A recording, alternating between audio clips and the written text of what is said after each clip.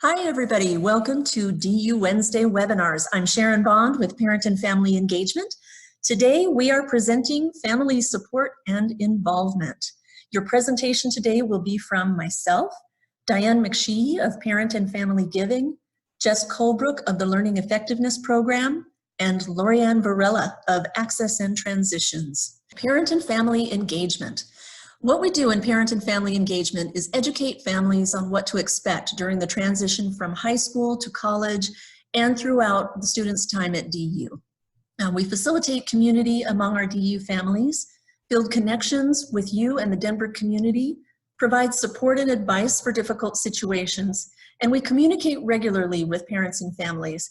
Many of you are on the Parents Facebook page already. If you aren't, we'll send that link to you so that you can join if you would like to. We have a monthly newsletter that we'll be sending to you throughout the academic year. And many of you have heard about this webinar either through my emails or through the Facebook group. And as long as you are receiving that information, then you're already on my list, so you don't need to worry about signing up. If you are watching this recording later and you didn't have a notice about the webinar, get in touch with me and make sure that I have your email address. You can send an email to parents@du.edu, and that'll make sure that you get on the list. So over the summer, what we'd like you to do is to create a communication plan with your student. How often will you talk? Will you talk by text? Will you have a phone call each week or every couple of weeks? Or are you going to Skype? These are things that we want you to set up ahead of time, because if you don't set up the communication plan, there's a little bit of confusion. You're not sure, if they're going to be getting in touch with you. If they miss a phone call, you'll know that it's because, you've had this set time, Sundays at 6 or something like that. And then you can say, hey, you agreed to this and you didn't do it, or, then you'll know, if they don't call and check in with you, then you can send them a text. And, it's just a good way to make sure that the two of you are keeping in touch. Over the summer, discuss some budgeting, how much they're going to spend on food, for example, in the dining halls and the restaurants. Will they have a part-time job? Things like that. We also want you to be prepared for that first "I'm stressed out" phone call. It happens to almost everybody. Within a couple of weeks, maybe 3 weeks into the quarter, every student gets a little bit stressed out. Maybe they're overwhelmed by the amount of studying that's very different from their high school. Maybe they have a paper due already, and maybe it's just a little bit of tension, or maybe they've had a fight with their roommate in the residence hall. Who knows, right? But it's very normal. Just know that when they're calling you and they're completely stressed out, and they are going to unload on you, and they're going to go away from that call feeling like $1 million, and you're going to be completely a wreck. But again, that's normal. Everybody does it. And don't worry that they're completely spiraling, okay? But of course, you want to gauge that by, thinking about it. Also, are they behaving in a way that they never behave? Are they not communicating with you? Are they depressed? That's the thing, is to think about, is this something that's normal for them? Or if this is so different, maybe you should get in touch with me or someone else at the school and just let us know, hey, can you check in on my student because of this reason? We're going to talk about that a little bit more, about stressors and how to reach out to us, at another webinar. So keep in touch with us on that. Actually, it's going to be during next week's webinar. So we'll give you some more info on that. The last thing here is to discuss your expectations, but also to anticipate some changes. So your student may have completely different academic responsibilities here in comparison to their high school experience. They may experience a late paper, or they might experience getting a different grade other than an A like they're used to. That happens more often than not. And that's the thing, is that sometimes the academic rigor is just a little bit different than high school. It's also expected by our professors, for them to have a very different experience. So, please don't think that your student is isolated in that experience. That also happens to almost everybody. There's an adjustment to be made. There's also an adjustment socially, because they've left a lot of friends at home. They're trying to make new friends here. And, these things can be a little bit stressful for them as well. So what to expect in the coming weeks. There is a packet of information. You might have already received it, but the mailing was very recent, so maybe you didn't yet. To every new family, we send a calendar, a handbook, a guide for talking with your student about alcohol and drugs, a FERPA informational flyer, and a save the date postcard for homecoming and family weekend. So this packet of information, it's a 9x12 envelope. It's going to say important info for DU families on the front. Don't let your student steal the calendar, that's yours. If you don't get that within the next couple of weeks, I'd say mid-July, send me an email and just let me know. The email should include your home address, and you can send that to parents@du.edu, and I'll make sure you get a packet. Also in the coming weeks, you're going to get information about Discovery's orientation, and that's going to give you a schedule and some other information about where to check in and what to do that first day when you show up on campus. The other thing to expect is the emails and Facebook posts that are going to keep you up to date. And if you have any questions about those, you can send an email again to parents@du.edu. If you either aren't receiving anything at all, or if you have a question about something that goes out to you. So FERPA, that's the Family Educational Rights and Privacy Act of 1974. This is going to be discussed in detail with you probably through almost every webinar that we have. So a little bit about FERPA is that it's a federal law designed to protect the privacy of students and their educational records. So students can fill out a release of their confidential information on Pioneer Web, which is a site that they should be familiar with right now. It's at du.edu/registrar/privacy. And also there is a letter to families from the registrar at that link that you see on the screen there. I will be sending this out electronically, so don't worry about copying all that down. I will also be adding some captioning onto this video, so everybody should have access to that link. There's also a lot of great information on YouTube to give you quick overviews of FERPA. I love going to YouTube and just listening now and then, especially when parents are the ones who put information out on YouTube. Sometimes they can just lay it all out for you in 2 to 3 minutes, and that is fantastic. But if you want the full information, I would go to du.edu/registrar. Parent and Family Discoveries Orientation, that's going to be September 2nd and 3rd. That is the Monday of Labor Day, move-in day, and also includes Tuesday. So this is just the parent and family portion. This does not include your student's orientation. Your student is already registered automatically. As soon as they start registering for classes, they're going to have an orientation leader assigned to them. So you do not need to include your student in the registration, and they don't need to pay anything at all. But for parents and family members ages 10 and up, it's $25 per person. The programs are going to run from 8 a.m. on Monday through at least 5 p.m. on Tuesday. Now, some families have pre-orientation programs before that, or they might have a Tuesday dinner that's by invitation. If your family is one of those invited to go to one of those dinners, or if your student is in a pre-orientation program, you would already know it. So if you don't have that right now, then you don't need to worry about it. So we're going to have some more information about that, more details coming out within the next couple of weeks. So hang in there on the details of the schedule, and we'll get that out to you pretty soon. Registration for parent and family orientation, it includes some university leadership programs, community luncheons where you can meet other families and also say farewell to your student. There's a new student convocation that's really nice. All the students file in and it's a little bit formal. You don't need to dress up for it, but it's a very nice event to attend. And educational sessions for parents and guardians will happen on Tuesday afternoon.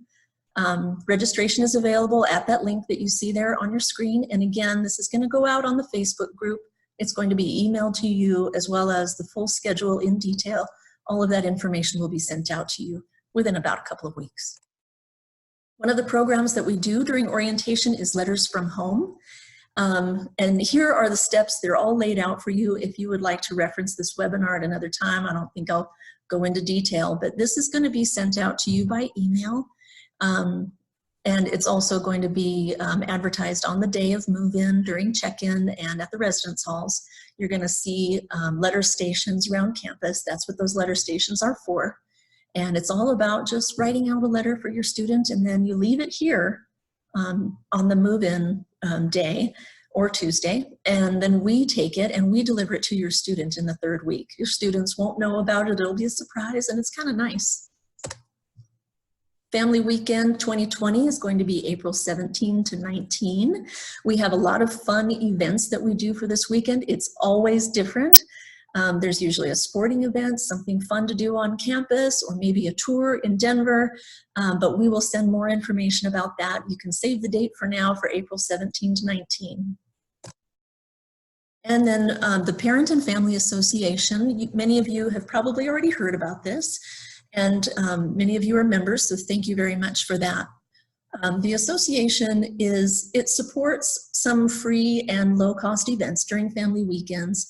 It also supports the DU calendar that we produce and send out to families who are members, and many other programs and free things that we give away. The benefits of being in the association are the early registration for that April family weekend. You get the Parent and Family calendar every year, as opposed to this year, everybody gets one regardless. But after this year, unless you're in the association, you wouldn't receive a calendar. So that's a great benefit of membership. There's a members only reception during family weekend, and then you also get $5 off the family weekend t-shirts. So if you want to join, it's at go.du.edu/parents. And it's a one-time membership fee of $129 per family. So if you have another student that eventually comes here, you don't pay that again. If they stay and go to grad school, you don't pay that again. And it lasts all 4 years. You get all of those things all 4 years. So it's a really good benefit. And I want to be clear that, you know, this association, that joining it doesn't give you any special information about the university. There isn't anything that people know more about by being in the association. Everybody gets a newsletter. Everybody gets to participate in anything they want to do. It's just that the association has those specific benefits. So I just wanted to make sure that you all knew that. And if you have any questions for me specifically, there's my phone number and the email address. And now I'm going to turn it over to Diane Mashiki of Parent and Family Giving. Hi, again, thanks so much for letting me be with you tonight. I'm going to talk a little bit about parents and advancement. Advancement is actually the largest external facing component of the University of Denver. And our role is to support the university's strategic plan through comprehensive engagement programming with DU communities around the world, raising philanthropic support for the university's initiatives, and supporting the lifelong success and fulfillment of our students and alumni through career and professional development. We work very closely with parents in all of these areas, and we certainly welcome your participation. Just over a year ago, we opened 5 regional offices that serve 10 primary markets across the country. These offices are staffed by a team of 3, which help to deepen our roots in DU's biggest market.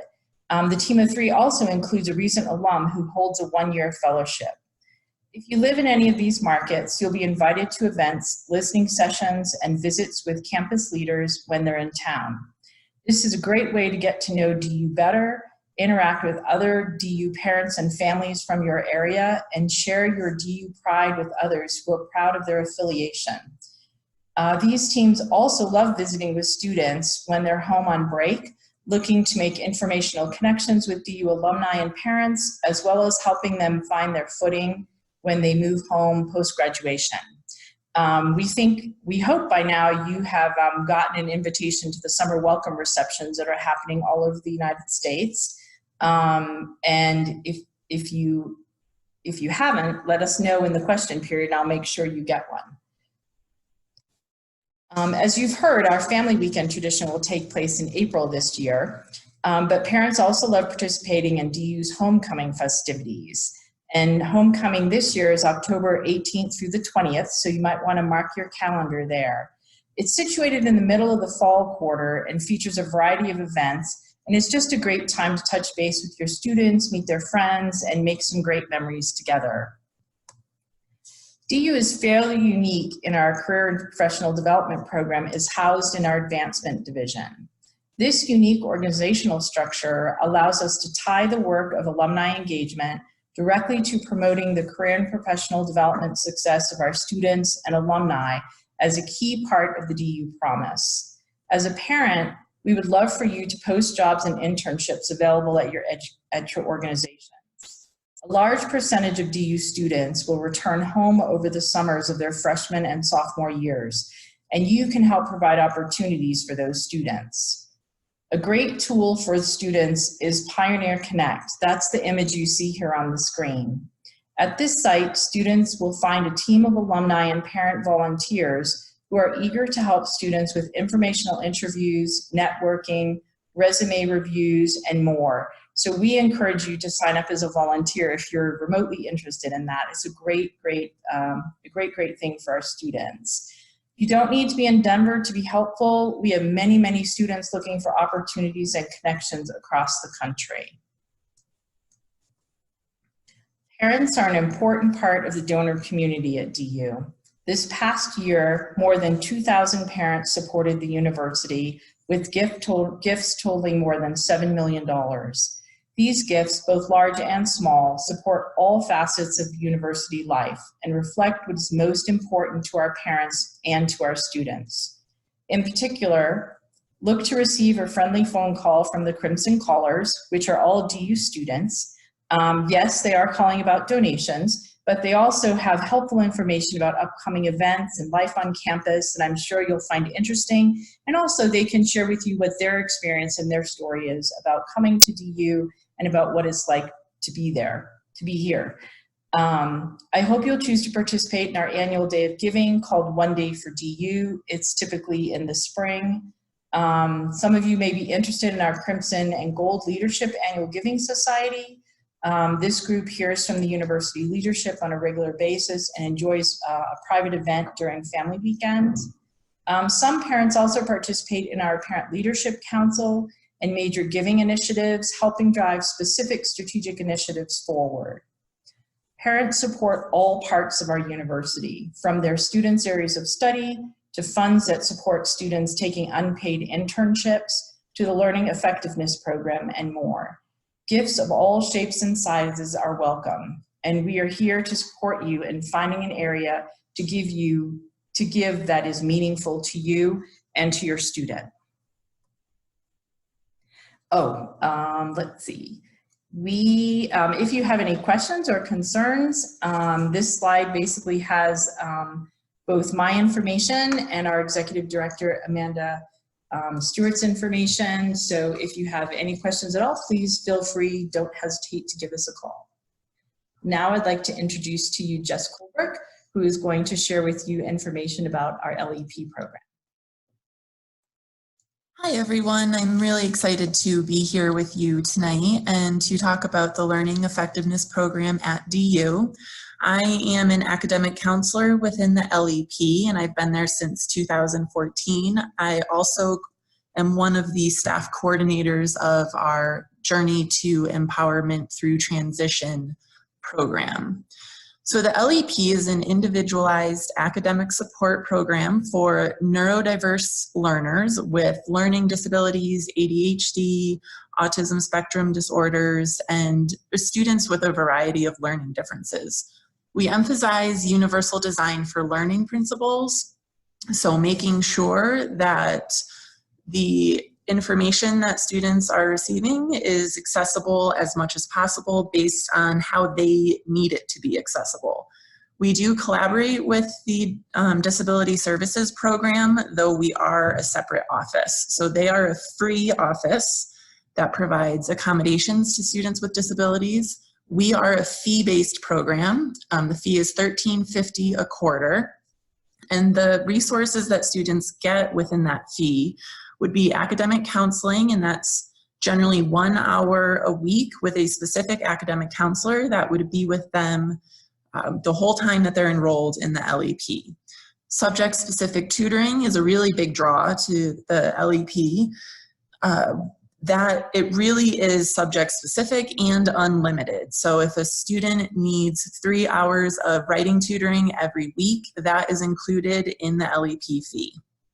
We provide executive functioning support through our executive functioning specialist and through a variety of the resources that academic counselors use with their students. So time management, organization, planning, metacognitive awareness. We also have a social skill building resources, and currently the most popular one is Pizza Fridays. So every Friday during the quarter, the LEP has a pizza lunch where students come and hang out with one another and hang out with staff in a really relaxed area, play games. It's been a lot of fun the past 2 years that we've done this. And I know we will be offering a great many other events this upcoming year. We include student leadership opportunities in the LEP through the eye-to-eye mentoring program, where students go to local elementary and middle schools and mentor younger students with learning differences to show them that anything is possible. They can absolutely go to college no matter how their brain works. And lastly is support through our Transition into College program, JET, which I mentioned briefly. This is our pre-orientation program that happens just before discoveries. So many of you may have signed up for this already. Your students can sign up by emailing jet@du.edu and including their 87 ID number is the easiest and quickest way to go about that. But we have a lot of programming for families as well during JET. Overall, the LEP is student directed, which means the student is expected to take the lead in using LEP resources and support. We do scaffold our support, so first year students receive very structured meeting times with their counselors and what they're doing with their counselors. It's all very structured. And as students become better self-advocates, more self-aware, and better at using their own resources, it kind of becomes more about meeting the student where they are and what they need depending on the week. So how parents can partner with the LEP. We have a parent and family handbook that is linked right there on the page, which anyone in the DU community can read through and download. It's a really great kind of primer on what to expect during the college years. There is LEP specific information in there, but then there's a lot else as well. Sharon briefly mentioned before recommending that you and your students sign a communication plan. We actually have a family communication expectations agreement in that handbook on page 61. We do have students and families who attend JET sign that at a specific session and ask them to look it over together, but anybody is welcome to look at that page with their student and sign it. We recommend that you become familiar with the guidelines of FERPA for students in higher education. This holds true for all parents of students, but it also in particular for parents of students with disabilities and documentation with DSP. It is really tricky in that you have been the fierce advocates for your students for many years, and once they graduate high school, even if they're 17, the moment they enter a post-secondary institution, they are the ones who only have access to their educational record unless they sign that release. So it's really important to become familiar with FERPA. We want you to allow academic counselors time to develop a relationship with your students based on trust and respect. This does require patience.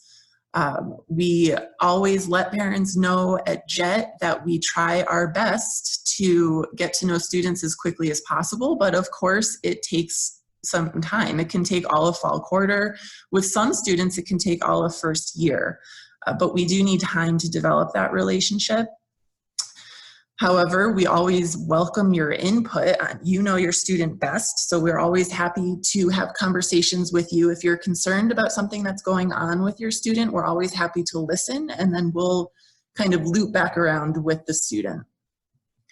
Sharon also mentioned that I'm stressed phone call, and yes, this is absolutely common. Everybody does this. LEP students have the ability to go to their LEP academic counselor. So that's a great resource for you to direct your student to.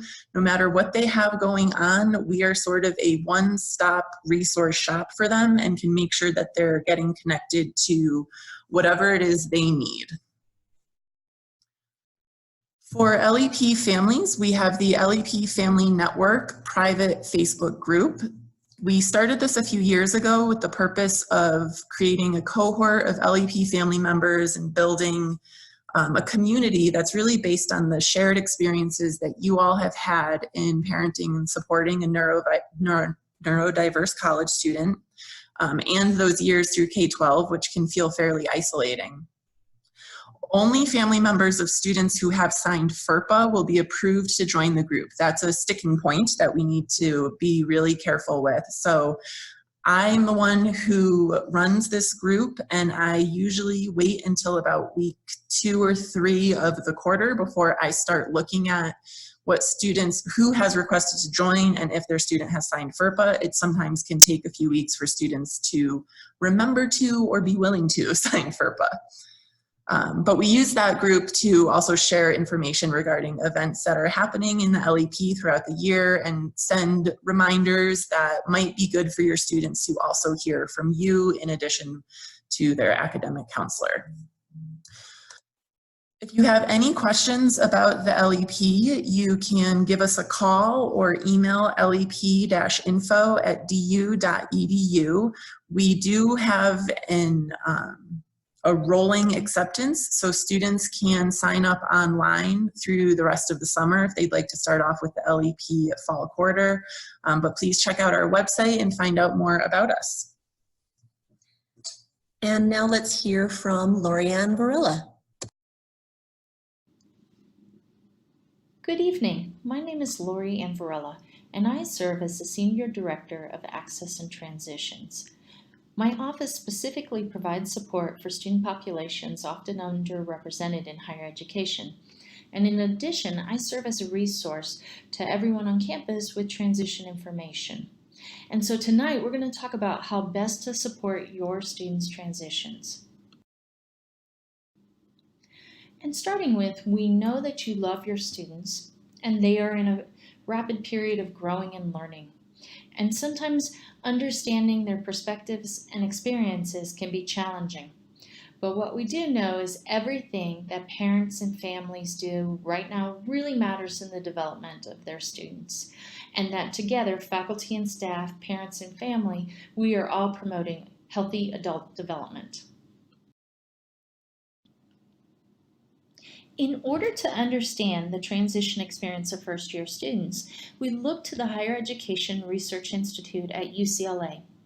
For the past 19 years, they have distributed Your First College Year survey.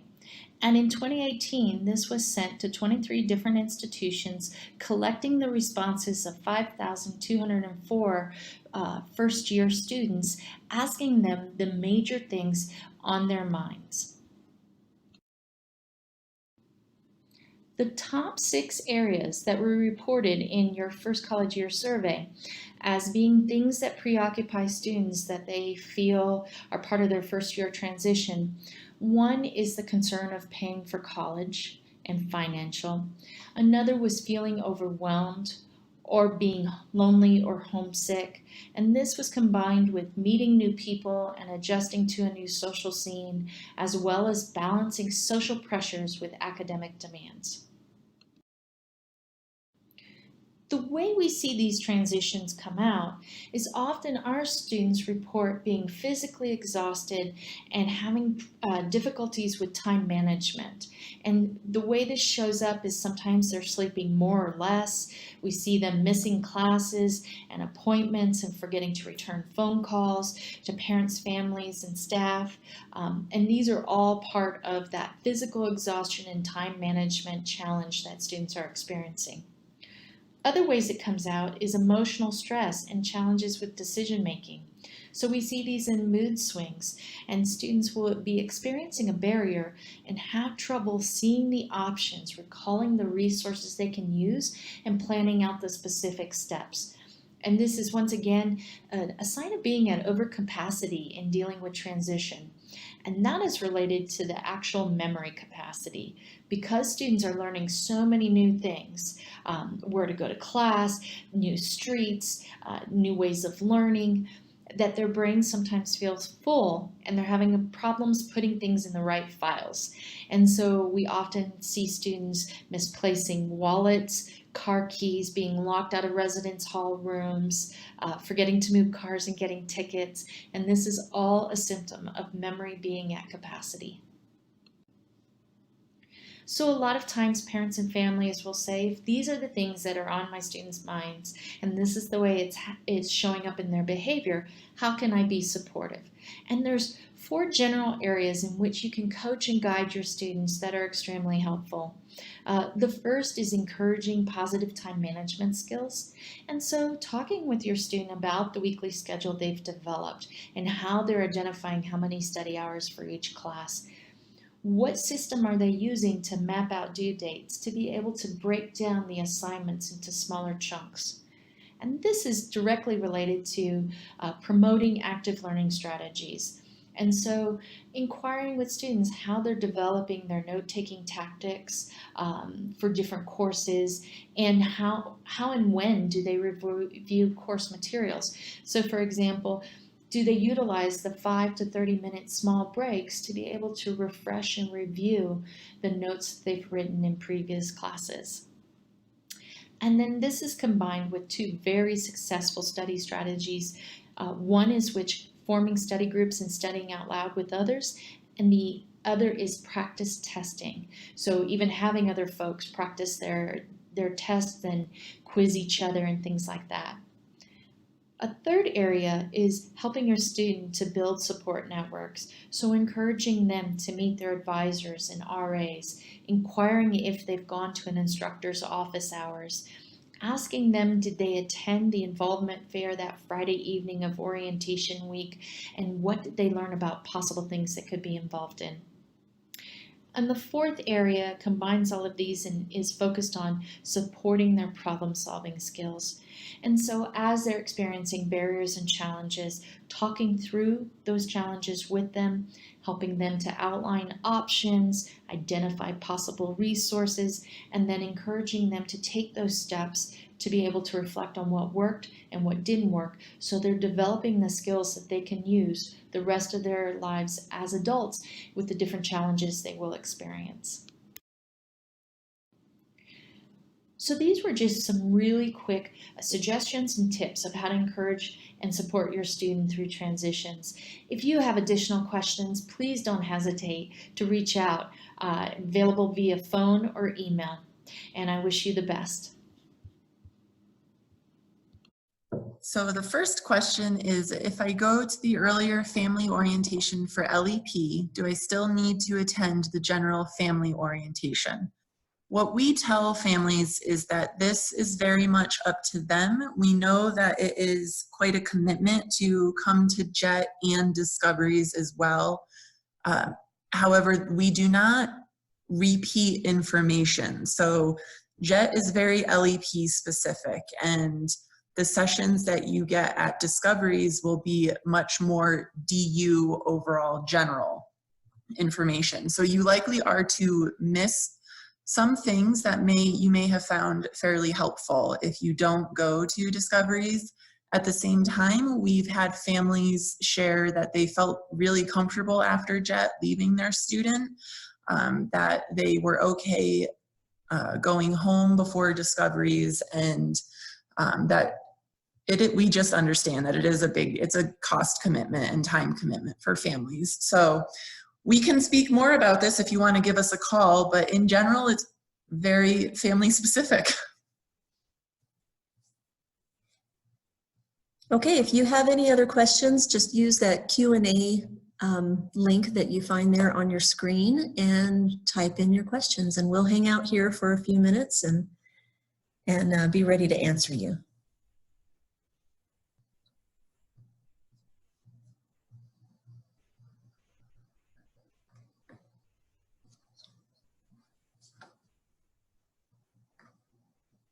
Oh, okay. What is the name of the parent Facebook page? I'm going to get that for you right now, what the link is directly. We're going to come back to that question about what the parent Facebook page web address is. I'm going to be working on that as we go. Here comes a question about JET. During the JET program, are students staying in dorms? Yes, students move into their residence halls. It's the very first thing we do at JET. We know that everyone is very anxious to get through that. So JET starts at 8 a.m. on Friday, August 30th, and you drive directly to your student's residence hall and move them in. Students have the option of staying there. Once they're moved in, that is their room, and they have access to the building. Some students do opt to go back to the hotel room with their parents, depending on their level of comfort.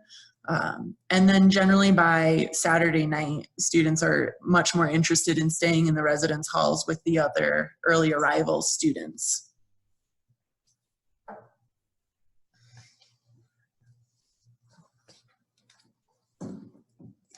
Will you be sending out a copy of the slideshow via email so that we can refer to it on an ongoing basis? Yes.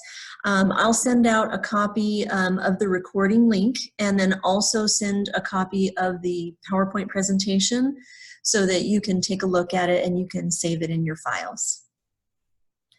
The next question is, will this info be on the DU website? Yes, it will. It will be on the parents' Facebook page, and it will also be on the parents' website, which is www.du.edu/studentlife/parents. Next question is that you mentioned sending out these slides. Will those go to the email address we used to sign in here? They will not. They'll go to the one that we have on file. So the way that you heard about this webinar, that's where you're going to also receive the information. If you would like me to change your email address so that I personally have the correct address for you, you can send that information to the email parents@du.edu.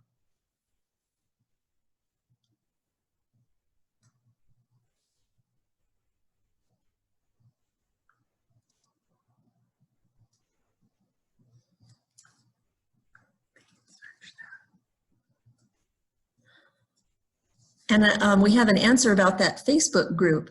So if you go onto Facebook and you search groups/University of Denver Parents, that's going to get you to our Facebook group. And then you can request to join, and I'll go through the member requests.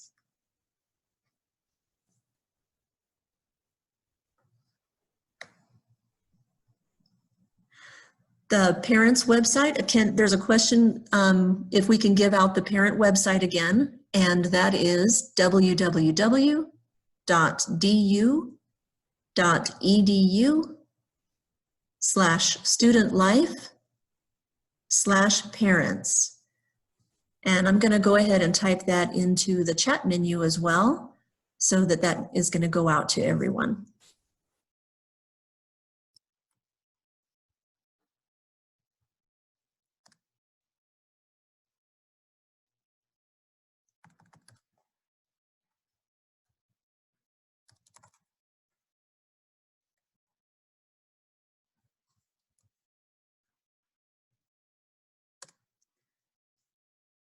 I also put in the group page for the Facebook group on the chat menu. So you should be able to go in there and get that link as well. And then that also will be sent out when I send this recording link. So you'll have it that way as well. I'll go ahead and repeat the Facebook group. The name is University of Denver Parents.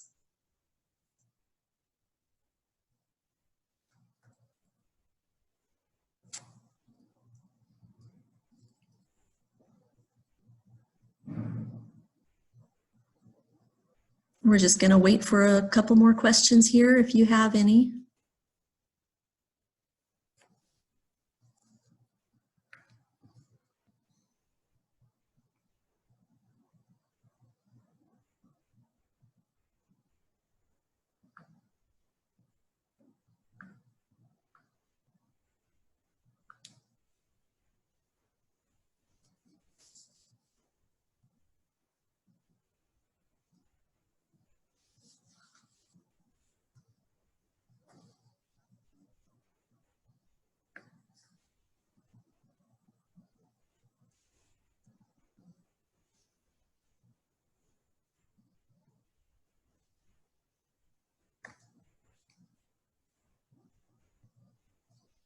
Okay, it looks like we may not have any other questions for the evening.